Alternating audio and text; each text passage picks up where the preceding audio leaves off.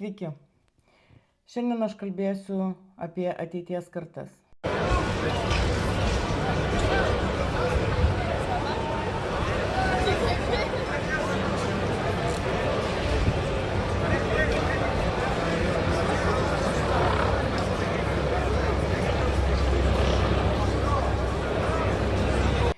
Šiandien Briuselyje vyksta didelis Europos žemės ūkio protestas. Dalyvauja virš 10 000 ūkininkų. Jame susirenka labai skirtingi interesai iš visų 27 ES valstybių. Kalbos skirtingos, problemų daug.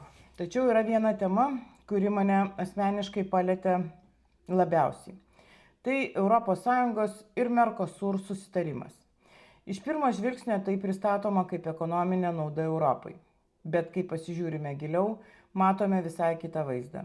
Tai susitarimas, kuris gali būti patogus didžiosioms korporacijoms, bet ne Europos vartotojams, ne šeimos ūkiams, ne aplinkai ir ne mūsų sveikatai.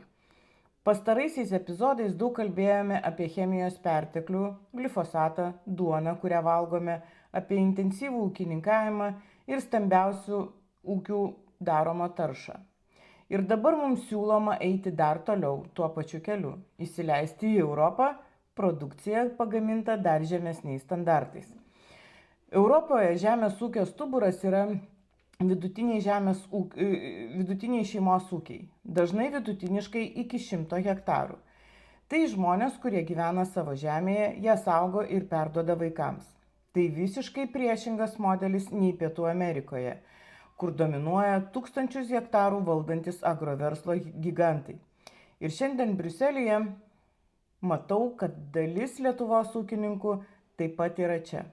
Smagu matyti plazdančias Lietuvos vėliavas, plakatus su užrašais Stop oligarchams žemės ūkyje.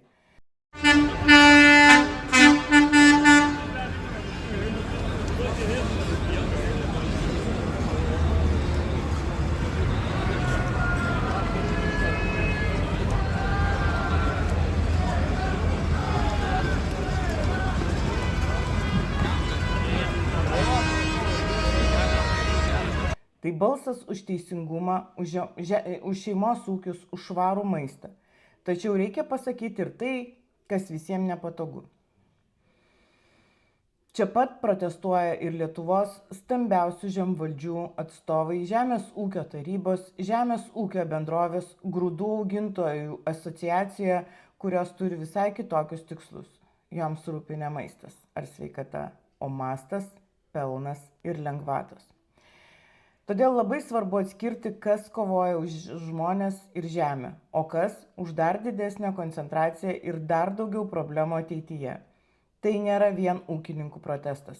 Tai klausimas apie tai, ką valgysime, kuo kvėpuosime ir kokią Europą paliksime savo vaikams.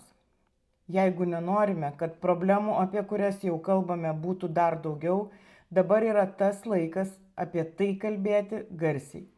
Jeigu ši žinutė jums svarbi, pasidalinkite ją, uždėkite patinka, prenumeruokite kanalą ir palikite komentarą. Net trumpas žodis labai padeda išplatinti šią žinią.